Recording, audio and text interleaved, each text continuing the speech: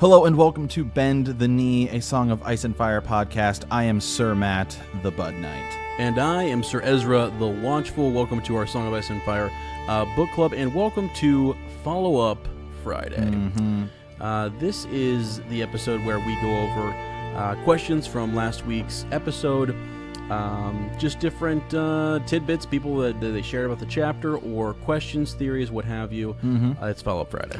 Yeah, this week we didn't get as many ravens sent to us. We still have some, actually, that have been sent to us that we're kind of holding on to. So, correct, because they were very specific to the chapters that are coming in. This week we have two rather large ones, and one of them is from our, one of our fellow bannermen.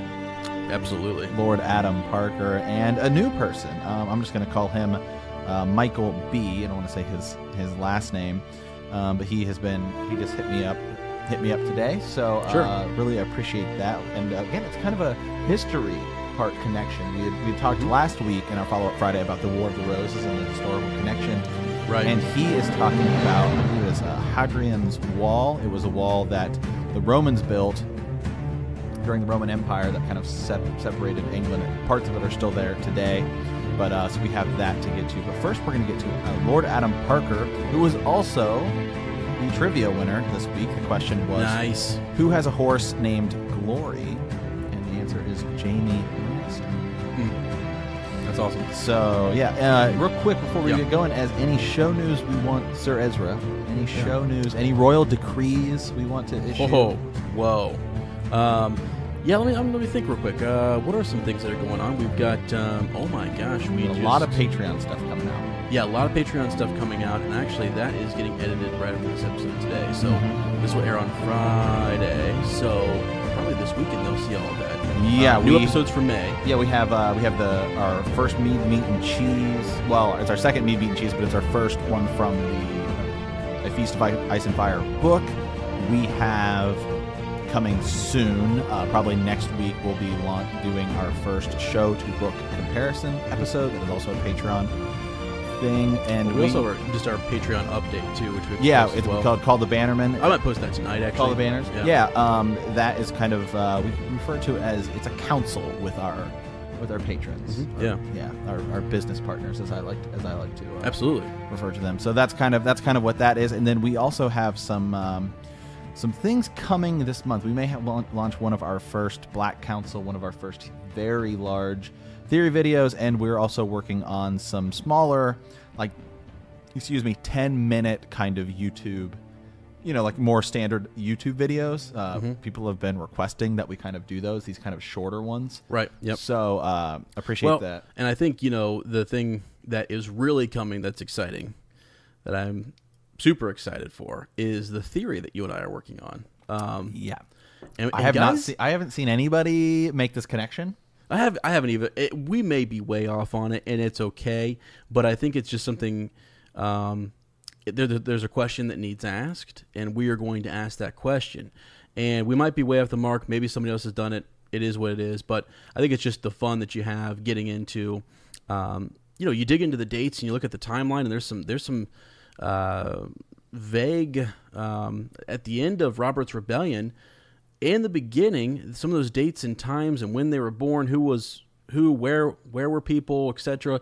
Was Ned Stark on his way to the wedding with the Shara Dane, and did they travel north, to call the banners? You know what I mean? When and where did those things take place? Exactly. Right? So that's the kind of stuff that I think we have been thinking about here recently, because we've been prepping for Black Council, which is really typically going to be. It's meant to be more of the not ancient, right, but like the Targaryen history. But we're going to actually start with Robert's Rebellion, just because it's been so intriguing. Tourney of Harrenhal, is where that's going to be on our Patreon series. But there's just so much that we're kind of thinking about in regards to timelines. So our Black Council Patreon episodes are going to be much longer, in-depth podcast format, worth you coming over to listen to. Absolutely, but we are still tentatively working on some smaller YouTube, more like YouTube based content, because that's just other things where we quickly have these theories we want to respond to. We're working out the format for that, because we don't just want podcast listeners to bend the knee. We want everyone to bend the knee. Wow. And, you know, much like Aegon Targaryen, who we'll be That's talking about in the upcoming episode. Yeah. It's going to go up on Monday, and his conquest. Sometimes it's not just about ruling, you know, the podcast side, which is Westeros. Right. You know, he turned his back on Essos, said, I'm kind of done with it. I, you know, plan on ruling both. Right. Yeah. No, exactly. And that's why you'll need both of us, right? So Exactly. Yeah. So I'll be your, you know, your warden in Essos if you need. But yeah, a good point though. We quick show update with that. This Monday we may be moving the show around a smidge bit. Yeah, we did that 1 week before where the chapter was kind of small, and this chapter is kind of small. Yeah. This is John 2, I believe. Yep. The second John is, chapter in a Game of Thrones, and well, you know, you'll get it when we get it, but it's kind of a shorter chapter, and then our World of Ice and Fire section is enormous. Correct. It's huge. Yeah, it's an hour long in the audiobook. It's Aegon's Conquest. It's Aegon's Conquest. Yeah. So it's huge. And it's going to be a lot of fun. So we're going to take some time with it. And our follow-up Friday after that will also probably, you know, pretty big because we expect questions about it. We expect people to want to talk about Aegon's Conquest a little bit. And we ourselves will probably have stuff that we forgot to get to, and we will get to it in the Friday and episode. Real quick, if you want to watch, we love to throw out, it's all about the community. So I'll absolutely promote other people's content. Alt Shift X, who I kind of consider as the king of Game of Thrones, to be completely honest. He does a 10-minute kind of quick breakdown that is excellent if you just go to his thing. I don't believe it's Aegon's Conquest is the name of the video. I think it's How Will Dany Conquer. It, you know, came out a couple of years ago before in the show she had come over. But he basically says, like, how's Daenerys going to do it? But then he goes into break down Aegon's Conquest and say, this is how he did it. Maybe this is similar how she'll do it. You know, the one thing, I'm not sure that he had this when it came out, but the Sons of the Dragon, now again, maybe he did because that is rehashed material, I think, from readings that Gur had done. But we will also try to include some of the Sons of the Dragon material, which I have read, and I'll try to sprinkle a little bit of that in there. And really, Aegon's Conquest is different than Sons of the Dragon, but there's some neat tidbits that tie in there with his family. So Absolutely. We can talk more about those. Okay. All right. Well, let's go ahead and dive into our first kind of question here. So this is a rather long one. This is a theory I've seen quite a lot. Lord Adam Parker, update from Lord Adam Parker. He says that White Harbor's quite cold. I believe it. Yeah, I believe he's over in the Kingdom of New York. Okay. I think he actually lives in the city. Yeah, I see. The city of New York. Yeah, they got hit there for a little while with some. Yeah, it got a cold little cold front. See, here in the Kingdom of Ohio, normally it's winter is coming and it's back, but it appears that spring's here. It does. Yes. Yeah, nice and warm. So, anywho, his theory. This is one I've seen quite a lot. What if Ned Stark is still alive? Wow. Now, Sir Ezra, have you seen this just in general? This kind of is Ned Stark still alive theory? No, I have not. At all? To be honest with you, I have not. So, have I wondered it myself? Yes. Okay. But I legitimately have not. I haven't even read what he sent us. So I'm in this. I like doing it this way. Okay. Because I ask questions that probably I wouldn't have. You know, you get the raw, response. So he breaks it down, and he pretty much covers a lot of it that I've seen. So, okay. First of all, he says, I don't want to share all my theories too early and come up dry toward the end, but I've been sitting on this one for a while, for a few months now, and here it goes. So very quickly, I will say, once again, thank you so much to Lord Adam Parker. He sends us these super long-winded. It's huge. And they're amazing. Yep. I love them. Anyone else who wants to do it, please do so. So here we go. First, the facts that we know. When Ned dies, air quotes, it is from Arya's point of view, and she claims that Ned is so beat up that he barely looks alive even before his death. He was clearly injured, but in the books, and in the show, I believe, he has a broken leg. That's where he gets stabbed. Mm-hmm. Well, in the book, it's so in the show, he takes like a spear in the leg. In the book, his horse falls on him. Mm-hmm. Regardless, it's kind of the same thing. Even if left untreated, it doesn't shouldn't mess up your face too much based upon how he was injured. Sansa claims that his head above Maegor's holdfast looks weirdly unlike her father, and that she believes it's due to the tarring process as well decapitation. Right. Lord Catelyn says that Ned's bones look to be from a smaller man than Ned, and most people, myself included, took this as her grief showing that everyone looked similar as a pile of bones, but it wasn't. But what if she was being literal? I mean, that's interesting. Yeah. Yeah. So did she say that in the book or the?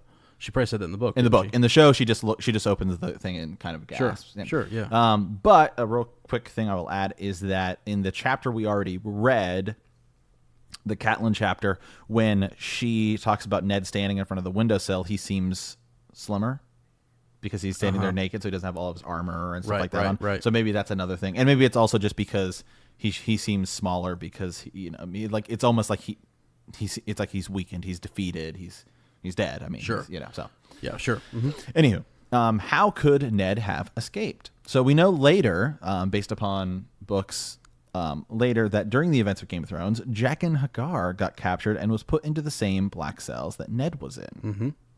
It can be argued that when Ned is thrown into the black cells beneath the Red Keep before his death, he could have come across Jaqen, who was also imprisoned in these cells. However, it's weird that Jaqen managed to get himself arrested because a faceless man, aka a badass assassin, probably wouldn't ever wind up in jail by accident, especially being captured by moronic Lannister guards. Mm-hmm. Jaqen could have been paid off to get himself arrested in order to be down in the cells with Ned, which could have very well been organized by the ever-connected Lord Varys, who visits Ned before his execution. But let's assume Varys is not involved. If only Ned was close to a faceless man from Braavos. Oh wait, this is where Syrio comes in. The fact that Syrio is assumed to have died is a little far-fetched, as he's a talented sword fighter. Mm-hmm. He destroyed 4 guards with a wooden sword, and elderly Sir Meryn is no match for the first sword of Braavos. He could have gotten away from Sir Meryn and wanting to help Ned in order to help Arya, who he cared for. He could have gone down into the cells to release Ned. It's not hard for Jaqen, Syrio, or Varys to sneak into the black cells. Syrio and Jaqen working together, decide to have Syrio sacrifice himself wearing Ned's face. Or maybe Jaqen is Syrio, which is certainly one that Sir Ezra and I are a big believer of. Syrio could have been caught and put into the cells, and Jaqen took his face just to train with Arya. It would explain a lot about Jaqen and Arya's relationship, mainly why Jaqen says to Arya, "There is only one God, and a girl knows his name." Right. Which connects with Syrio telling Arya during their training, "There is only one God, and his name is Death." If they are different people, whether Syrio decided to do this on his own, or it was arranged by Varys, or a combination, it doesn't matter. Or, let's say, Syrio gets beat up and needs help. Varys happens upon a severely wounded Syrio in the Red Keep, and he helps Arya escape. Varys knows that Ned could help him in the long run and asks Syrio if he could take Ned's place because Varys knows Joffrey will kill Ned, or Syrio will be sent to the Wall and either die en route when he arrives. Syrio knows he is going to die and agrees to help Varys, although it's been mentioned that the Faceless Men can only change faces with someone who's dead, which would make it impossible for Jaqen to use Ned's face to replace him at his execution. That fact contradicts itself in the end of season 5, which is the show, so in the books it may be totally different, don't know. When Arya pulls faces off Jaqen and reveals her own face, seeing as she's sitting right there, very much alive, we can possibly assume that there are exceptions to this dead people only rule. Moving on, Ned and a faceless man swap under the Red Keep using the same passage that Varys uses to get Tyrion out. Ned leaves with Jaqen's help, Varys, etc. The prediction, Ned is somewhere in Westeros that no one, and I mean no one, goes to or even thinks about. Greywater Watch. Howland Reed is an old friend of Ned and would absolutely consent to hiding Ned and nursing him back to health. Let's continue. When little Jojen Reed has a green dream pertaining to Bran, he has no clue what to make of it.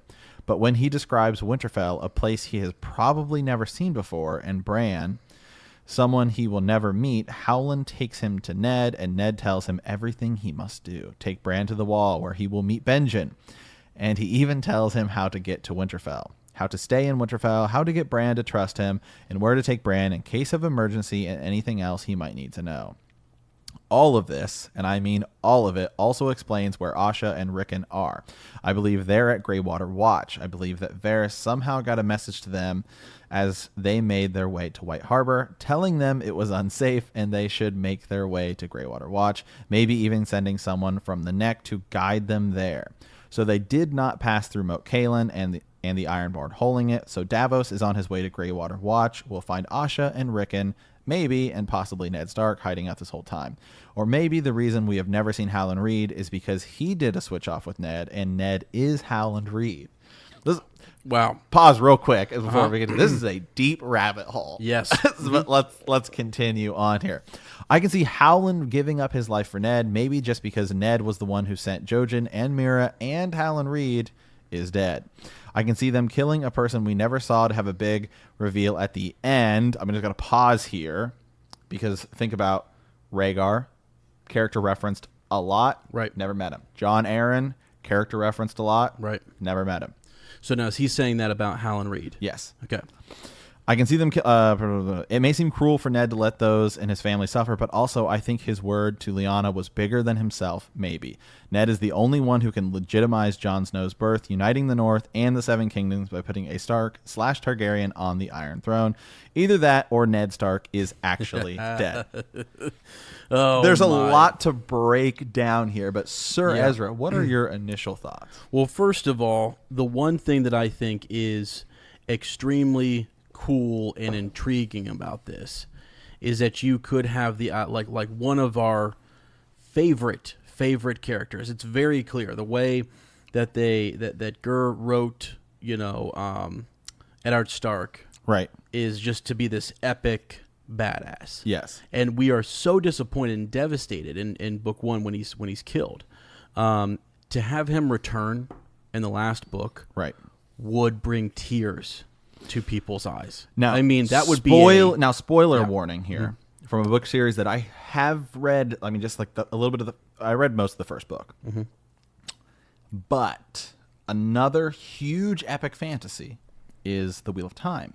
Yeah, and in that you have this character Randall Thor, who's quite of a boss. That's right, he is, and his father is in the first book, correct? That's right. And then he comes back at the very, very, very end, but he's gone the entire time. Yeah. Mm-hmm. So could it be something like that? Yeah. Well, and even so, actually, in that story, Randall Thor, the Dragon Reborn. By the way, if you haven't read it, you should read that. People have asked us to start a Wheel of Time. I know, it's ridiculous. But it's 15 books, so we would finish in 30 years. Perrin and freaking Matt Coffin. It's Egwene. It's all the characters.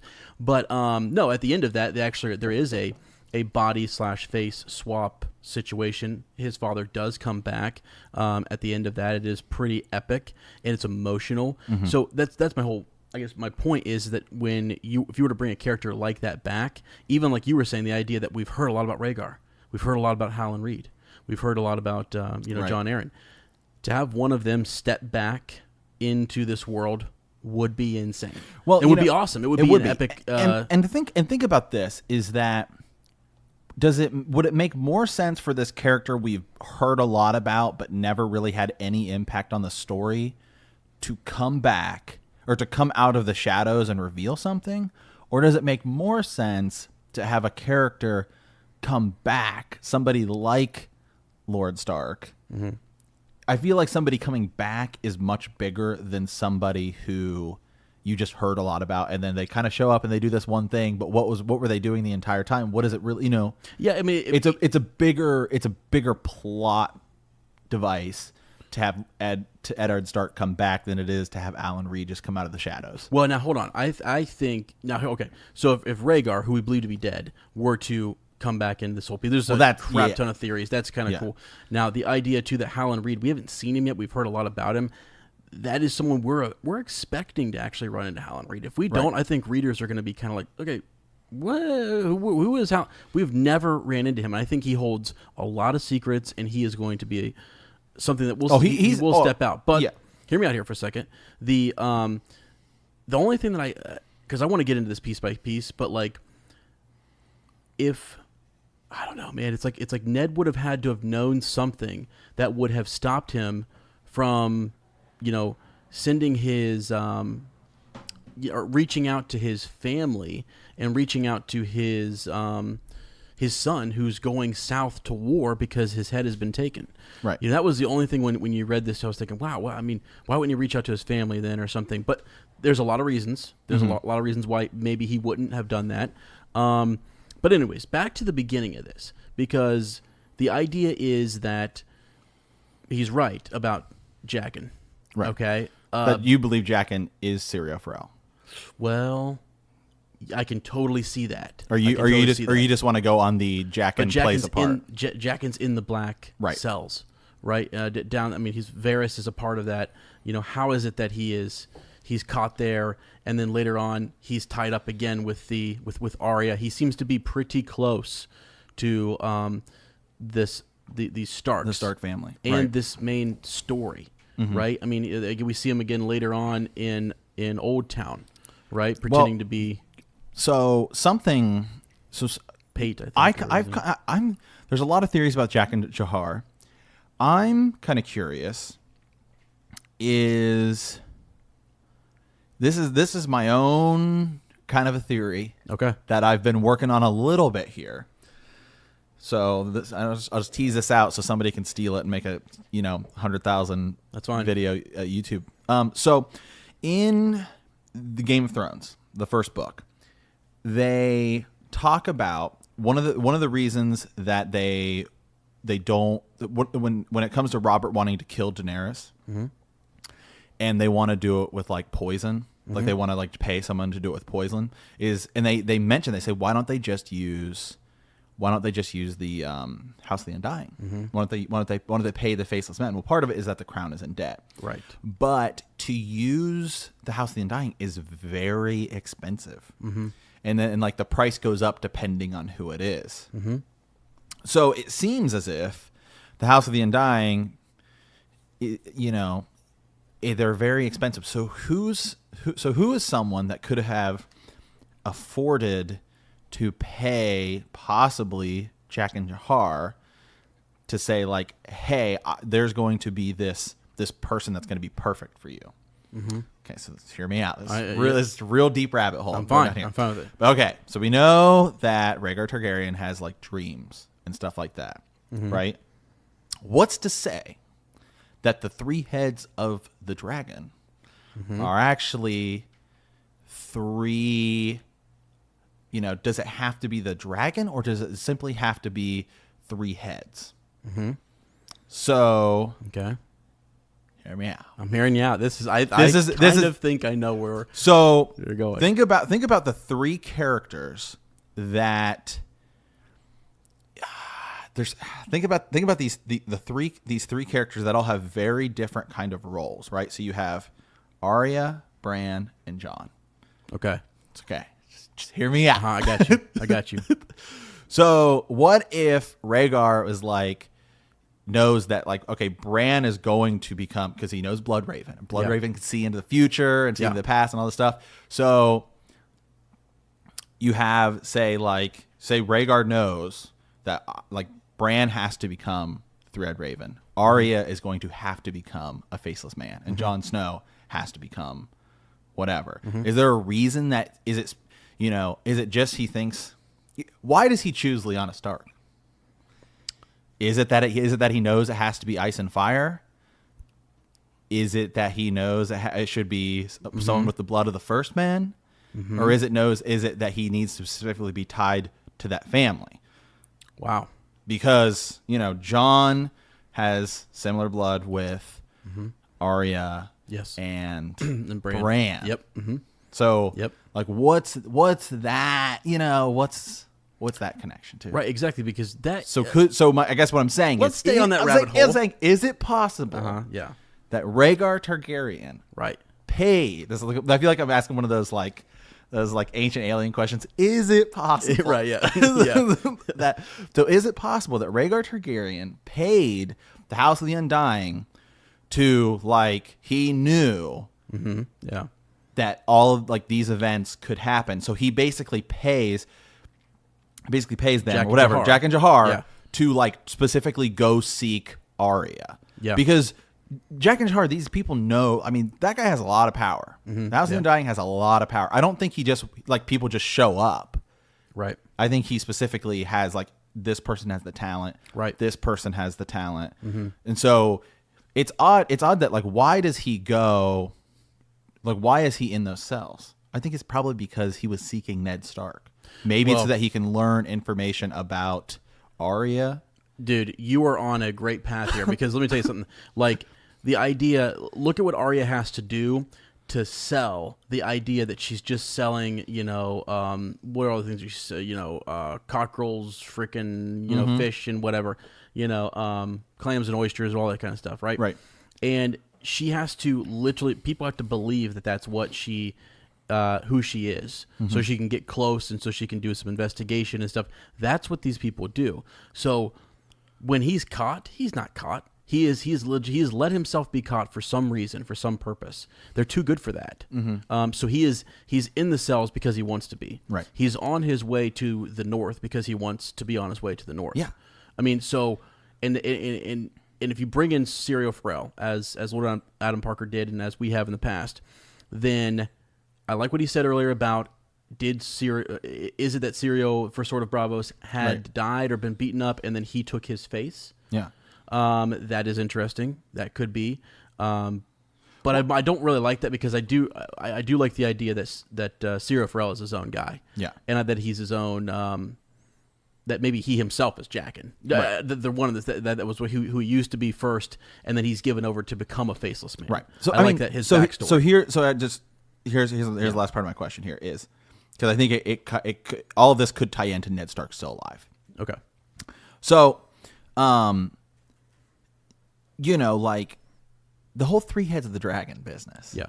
Okay, so if Aegon and what's her name? Not Riella, but Rhaenys. Targaryen are dead. Then isn't Jon Snow just one head of the dragon? Isn't it you need all three? And I know a lot of people say, well, it's Daenerys and Jon and maybe possibly Tyrion. But doesn't it make more sense that it would be Jon, Arya, and Bran? I mean, it just depends. If there are three heads to a dragon, do they have to have dragon blood? You know, is that the thing? So, because if they do, then that rules out, I would say, Arya and Bran, right? I know. I'm just. No. I hear you. Like there was because your original point was why did he seek out Lyanna Stark, who had no connection bloodline wise to his family? Because it has to be a Song of Ice and Fire? Right. So he seeks them out. So there is power. There's magical power in the Stark blood. We know that. But you bring up a really good point. Who is the third head to this? Is it this Blackfire pretender, you know, Aegon Targaryen, or is it actually Aegon Targaryen, his first son? And one more thing. You brought up a really good point about this because Daenerys, his sister, he doesn't really seem to think that she plays a role. You know, like he doesn't foresee anything there necessarily, does he? Right. He's all working to create an heir who would be all these different things. Well, hear me out on this. Yeah. So is it possible? So Bran becomes the three-eyed crow or the three-eyed raven. So he takes up the mantle of Blood Raven, right? So it's not like he just. So you know, you could almost argue, well, he just becomes this total. I mean, there's not really a whole lot here. People are immediately like, there's no blood, whatever. But you could argue he becomes a dragon, right? Because who does Bran? Theoretically, because he becomes what Blood Raven is. Okay.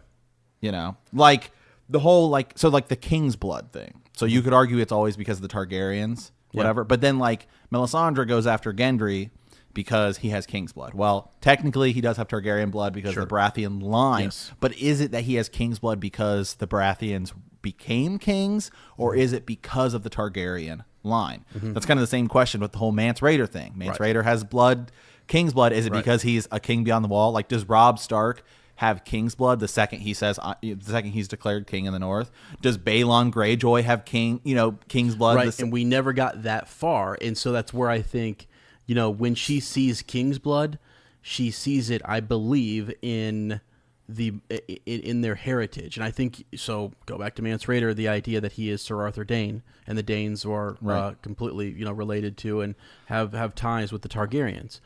So Yeah. there's that whole piece too. So I don't think she would have So said... Lord Adam Parker, we're going to get back to it, but we kind of Yeah. have to sift through this kind of sorry. part first. Right. Because I think it's all connected. I think it is all connected too. Yeah, but let me... We're in this hole. So let me just stay here for 2 seconds, because Robb Stark, I don't think she would have said necessarily that he had... Did she say that he had King's blood? That he... I don't know. You know what I mean? I think King's blood might mean actually it's more about the... It seems to be very tied to Targaryen blood. Right, but okay, so here's a question. Well, no, hold on a second. Maybe not. Well, Baratheon, you already made the connection. Right. So we do know, though, so it could be Targaryen blood. Could it simply be Valyrian blood or blood of old Valyria? Because the Targaryens are just the only ones who survive the doom of Valyria. Mm-hmm. Right. And there are a lot of Targaryens that get exiled to Essos. Remember during the Dunk and Egg thing? Is it true? Darren who's the one who's a jerk during the thing, and then he gets exiled to right. He's in one of the free cities. Yeah. Right. Yeah. Yeah. Well, I mean, what if it's Bravos, and then I mean, what if Jack and Jahar is an older Targaryen? Yeah. Line, you know what I mean? And then so then you could say, well, Bran takes over for Bloodraven, who is a Targaryen.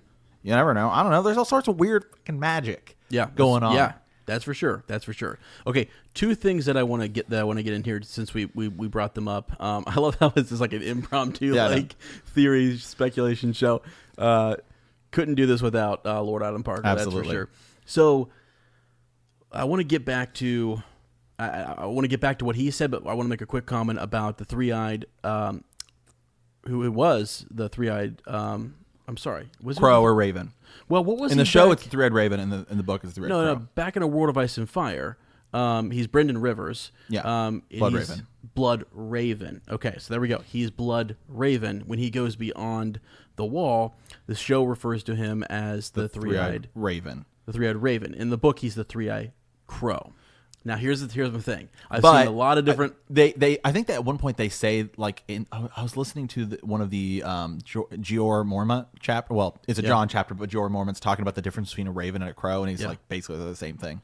Oh, my friend. So there's the mistake, because they are. And I give a shout out to the Order of the Green Hand. They cover this like no one's business. Okay. If you want to look up something after you're done listening to us, maybe he doesn't. Maybe I was watching Order of the Green Hand. I'm getting it mixed up. Anywho, continue. No, but so the point is that their theory. And we won't go down this rabbit hole because this is their thing. But is that Blood Raven is actually a prisoner, and the three-eyed Crow is actually just sort of like a manifestation of the Great Other. It's a way in which the Great Other is reaching out to Bran, trying to lure him here. Blood Raven is trying to help him, get into. Because did you know that when you read the book, there are other children who are sitting in werewoods and seeing and doing, and they believe that they're basically absorbing Blood Raven's knowledge and his, who he is. They're kind of using him. Yeah, that's what I've heard. Isn't that kind of weird? I mean, it does not seem like a friendly place. It's this very like the Children of the Forest. I'm starting to lean towards they can't be trusted, crew here, especially what I saw on the show. You're telling me the Children of the Forest created these, others or, White Walkers or what have you. That just shows me they're in league with the Great Other, which could have been, call him an old god who they just end up like, if you're pushed that far north, maybe they made an alliance with a god that they haven't been able to get out from underneath. That's because we've gone over the religion piece for the last couple of weeks, and I've been thinking more about that. The children had these old gods, the spirit of the river, the whatever it may be, more like Native American to us, type of gods, many gods, but they're old gods. And then I think they gave that up. I think they got pushed to their limit, and they made an alliance with the Great Other, and it's backfired on them, and they're in a world of hurt. Anyways, back to the idea: is Ned Stark still alive? Let's go through this a little bit more piece by piece here. Right. So if you look at because it's a long one here. Yeah, there is a lot. Okay, so first of all, the first thing he mentions is that Ned Stark's head, he looks beat up and different. Now I just read I audiobooked it, but Right. I don't think they say that Ned was tortured while he was in those cells. No, I don't think So he why was. does he look beat up? Is there something later where they reference back to it where he was? Well, he might be malnourished and things like that. Would that cause? Well, here's the other thing too. He's out from underneath this. He's in the his the color to your skin goes a little bit, Yeah. right? And you've been down there for so long, and just looks kind of Just rough, yeah. rough. I think is the idea. So, Yeah. but if he is beat up, I get the connection to did something happen to Syrio Farrell? And Right. now he makes a good point though with the whole face. The idea in the book, the rule kind of is that you can't wear somebody else's face unless they are dead. Yeah. Now I will say that this is how I kind of read it, was where Sansa says that his head looks unlike her father. He says blue due to the tarring process. I think it's more of the idea it's that like it doesn't look like her father because she can't like believe it. That's how I kind of interpreted it. Sure, and I think anytime you see somebody who you knew and you loved and they've died, they don't look anything like what you would imagine, and that's a horrific scene that she's looking at too. So she doesn't even want to Like associate begin to that process. with And her when father. she goes to look at it, it's when she's been like holed up in her room for I believe it's at least a fortnight, where she's just like in her room. She says she doesn't eat. Yeah. She's like barely eats anything. She's just lying in bed Right, for like a right. week or like 2 weeks straight because it's just like doesn't even want to begin to process it. And then basically Joffrey comes and drags her out. Right. Yep. Yeah, and they're trying to get this. They're trying to manipulate her into the letter that she sends and all that kind of stuff. So, And then with Lady Stark's bones, again, I think that's the same thing as where it's just that she's in grief, and so she does like the way it is in the show when she looks at it, it's just almost like I can't even begin to. right. They not that they would do this, but we've had this happen where, a glamour situation. We've legitimately had Mance Rayder, who we believed had been burned, at the stake, and John shoots him, what have you, and then it's actually, what's his name, the rattle shirt, Or Lord of Bones, yeah. So now, real quick before we get going, I just want to say, so I've read a lot of these as Ned Stark. I specifically don't think Ned Stark is alive, just because. I hope he is. But I just don't think he is, because I think that's the point, is that we kind of see, so you see like Ned Stark die because he tries to be as honorable as possible. And then you see like Robb Stark die because he like makes a bad decision. And like the same thing with like Daenerys and Jon, these people, it's all about like, everyone's learning the Game of Thrones. This younger generation is like learning the game as they grow up, so they have to face hardships. And so I specifically think like Ned Stark dies because it's a way to, one, push the story forward, and two, it's this way to show like, it's like it's like the plot device. Like It's what sets everything in motion. The idea to behead him versus send him to the wall, and that Joffrey makes it, and and even Joffrey. This basically is Joffrey's downfall. Like we never really think about that because he's kind of like this villainous character. But even Joffrey, this is terrible mistake on his part. Yeah, like we never really, I guess, kind of look at the villains and the mistakes they make in the Game of Thrones. But I also, the other thing is that like it seems like Cersei, when it's described that like even Varys gets up, like I don't think Varys was expecting this to happen. No, and Varys kind of knows everything. Right, they are shocked, genuinely. Like I think even, I don't know that Littlefinger, we don't really get to see his, or do you remember, because he just finished it, his reaction or whatever? I don't think anyone wanted that to happen. I think everyone is sort of like, whoa, there's a line, and that just shows you the wild dog that Joffrey is. Wild lion. So anyways, but I love the idea. I really legitimately do love the idea that I can't wait for Howland Reed to step in the series. I know that he will. I think that's going to happen next book. He's going to play a part, but actually maybe even the last book, I'm not sure. I think they're saving him for a big whatever. But man, to have Ned, or even a piece of information where Jaqen was in those cells. Did he say something to Jaqen? Right. Why was he there? Was it just to sort of skirt around and get sent up to the north in the the cells. in the That's Night's one Watch, thing we don't know. We don't know why Jack. Even in the show, it's never explained. No, and I actually thought that it would be. I thought why is Jack in there? well, and we might actually get an answer to it in the books. Yeah. There'll be some reference to it. We're just not that far along yet when Arya sort of makes her exit from the House of White and Black, the House of the Undying. I think something will be said then. I think some knowledge will be revealed to her there that kind of fuels her to go back home. Right. So I don't know. Yeah. So anyway, let's see here. But let's assume Varys is not involved. Now it could be that Varys has all this stuff planned out. Yeah. Varys knows a lot of information. The Master Spider. The Master. Yeah. Yeah. There's only now. See, some people. So let's talk about I guess real quick is. So could Varys happen upon a Syrio Forel that is beat up, and then he gets him to swap places with Ned and die for him? I think it's just hard to get around the how's he wearing Ned's face. Yeah, that's the hard part to get around, unless it's a glamour, which it's not. I don't think so. But again, he's right in the show. They've shown that rule can be right. Arya faces her own face. So. I think it makes way more sense if Syrio is Jaqen.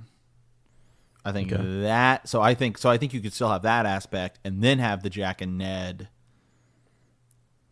thing, and maybe I don't know. Maybe they put it on somebody else. I don't know. Well, I mean, just even that there's some alliance there. I get that. I think if you take out the Ned, well, because think about this, right?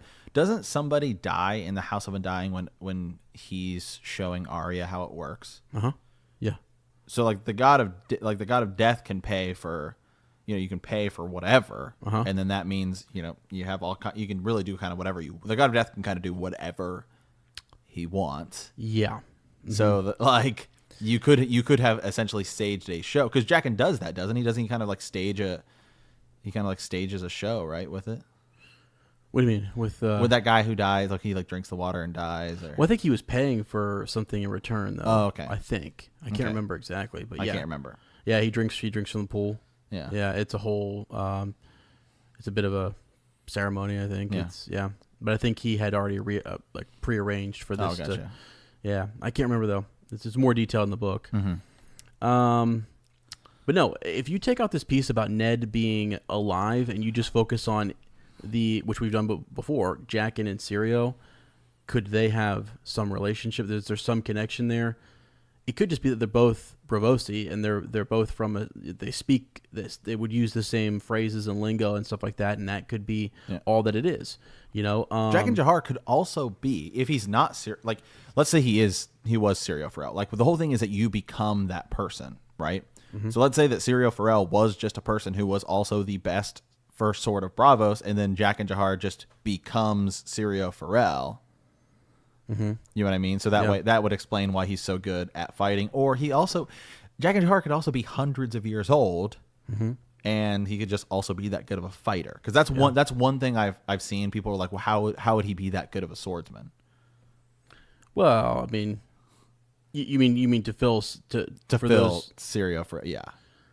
Well, see, that's why I more think that it's Syrio Forel who has a legit backstory and is Syrio Forel, but then is also they think it's who he is, but then he wears maybe Jaqen's face.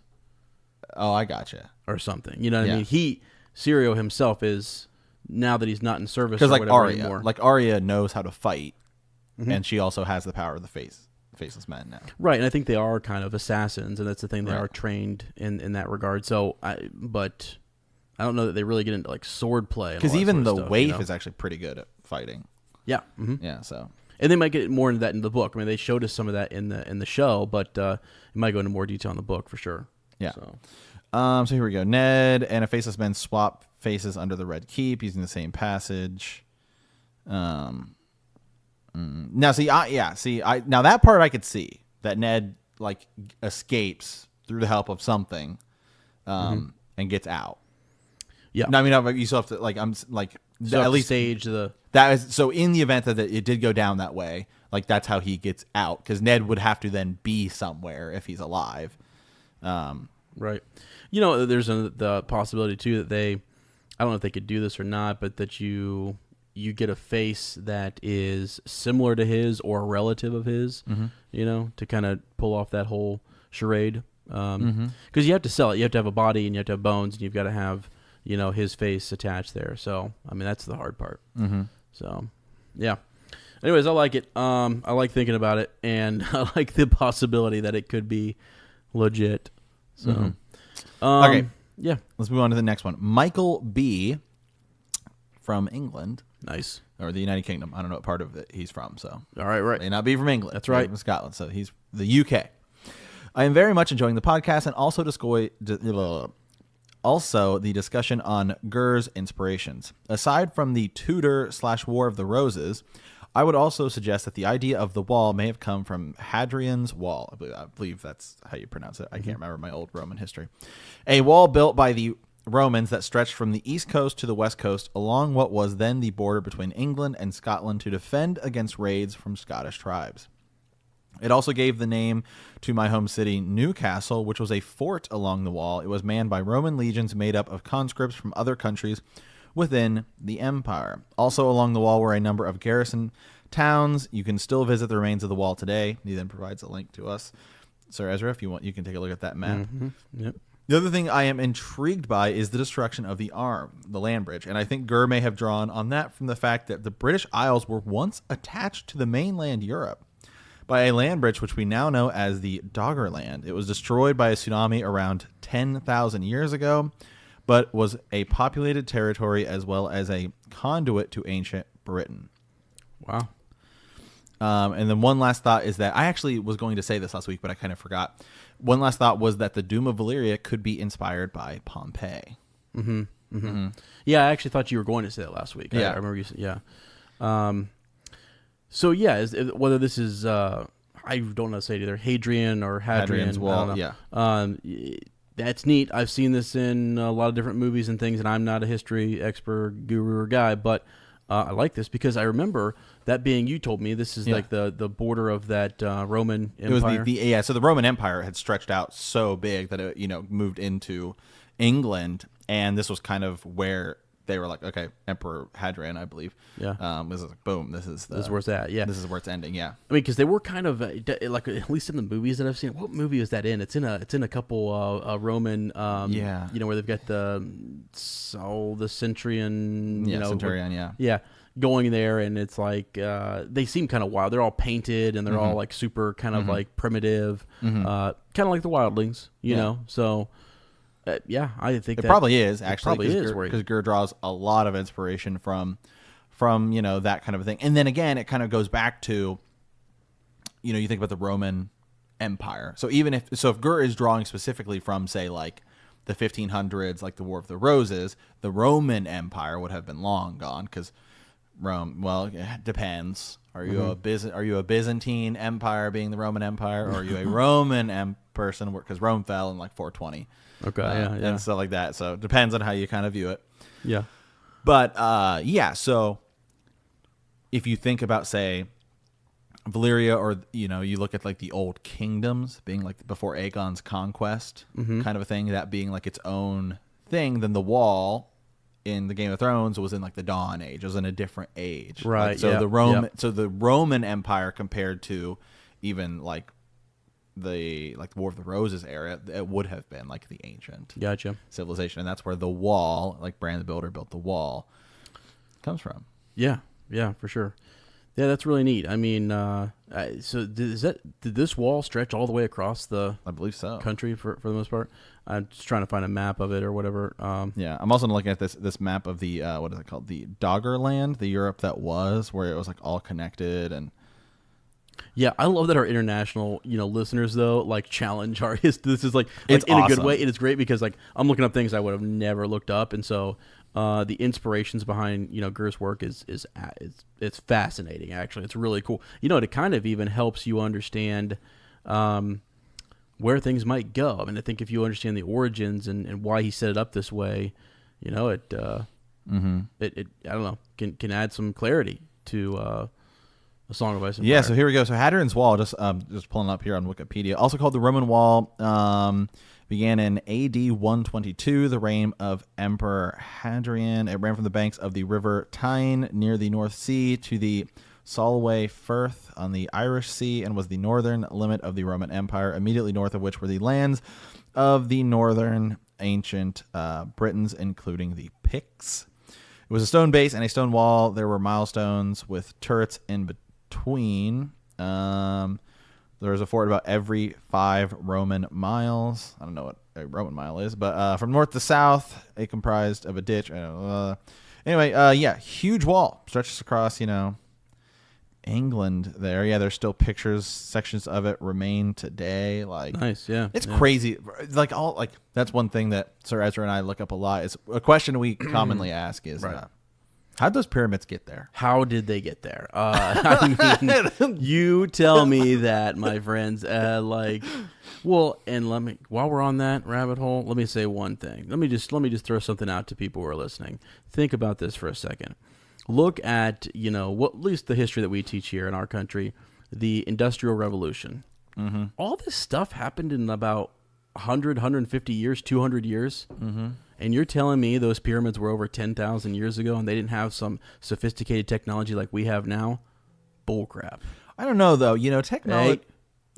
Technology advances pretty fast. I was born in, 1988, so I'll tell you how old I am. Turning 30 here. Yeah. So my life's pretty much over. And, just thinking back to, of course, I'm sure we have older listeners and stuff like that, but, when I talk to my dad, I'm like, Dad, when you're a kid, did you ever think any of this technology? Like, no. I know. You know what I mean? Right. And I'm always like, imagine explaining to your dad, the things that you would see in your lifetime. You know what I mean? Crazy, man. That's why I'm saying all this happened in such a short amount of time. Are you telling me that 10,000 years ago, perhaps, if you believe that, that during that time they didn't have some really sophisticated technology? I mean, who's to say? We don't even know some of the stuff that they did. It's kind of like the Dawn Age. Are the children the Mayans? Right. It's crazy. It is absolutely crazy to think about. And I think that's what's kind of cool, is that how things could be lost. We have no idea. You had oral history. Are the children coming back? Is it like the Mayans? Right. Was there a great flood? Was the doom of Lyria this asteroid that killed the dinosaurs? Right. I don't know. There's dragons, dinosaurs. Yeah. Right. Good point, actually. The Ice Age. I know. The Long Night. I know. It's crazy. It's crazy stuff. So this has been fun. I mean, there's bits and pieces that there are rabbit holes that I want to go down, but I'm just we'll see it. We'll save them. So anyway, guys, that is kind of our follow-up Friday here. So real quick, I guess we'll go ahead and get to the next quiz of Ice and Fire question. Yeah. Ooh, how should I phrase this? Should I phrase this the way I have it, or should I phrase it the way I phrased it to you when you didn't know it before I asked it? I have it phrased slightly different on the. I would do it the way that you did, that you asked it to me. Okay. Yeah. Leave that individual's names out, like his name. Yeah. Okay. Who has a ship named the Silence? Yeah. Okay. There you go. I think that's good because that's then you have to look it up. Yeah. Yep. Yeah. So first person to hit us up will be the winner.